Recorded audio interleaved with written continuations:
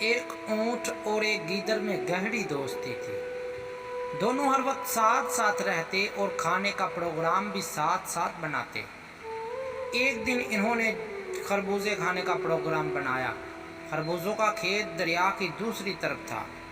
گیدڑ نے اونٹ سے کہا، دوست تم تو دریا کے دوسرے کنارے پہنچ جاؤ گے، مگر میں کیسے جاؤں گا؟ اونٹ نے جواب دیا، فکر نہ کرو، میں تمہیں اپنی پیٹھ پر بٹھا کر دوسری طرف لے جاؤں گا۔ دونوں دوست ندی کی دوسری طرف پہنچ گئے اور خربوزے کھانے لگے۔ گیدڑ کا پیٹ چونکہ چھوٹا تھا جلدی بھر گیا۔ اس نے کھیت کے کنارے بیٹھ کر چیخنا شروع کر دیا۔ اونٹ نے گیدڑ کی منت سماجت کی، دوست ایسا نہ کرو، ایک تو ابھی میرا پیٹ نہیں بھرا اور دوسرے تمہاری آواز سن کر کسان آ جائے گا اور میری خوب پٹائی کرے گا۔ مگر گیدڑ نہ مانا اور کہنے لگا، میں اپنی عادت سے مجبور ہوں، اگر میں کھانا کھانے کے بعد نہ چیخوں تو پیٹ میں درد ہونا شروع ہو جاتا ہے۔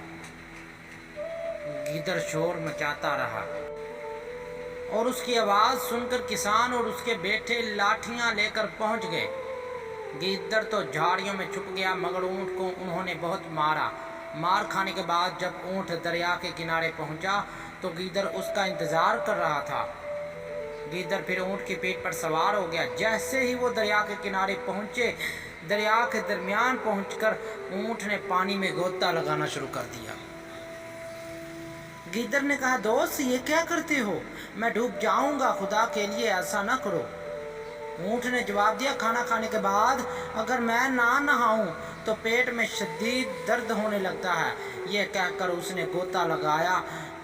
گیدڑ تیز لہروں میں بہہ کر ڈوب گیا، چند غوطے کھانے کے بعد ڈوب گیا۔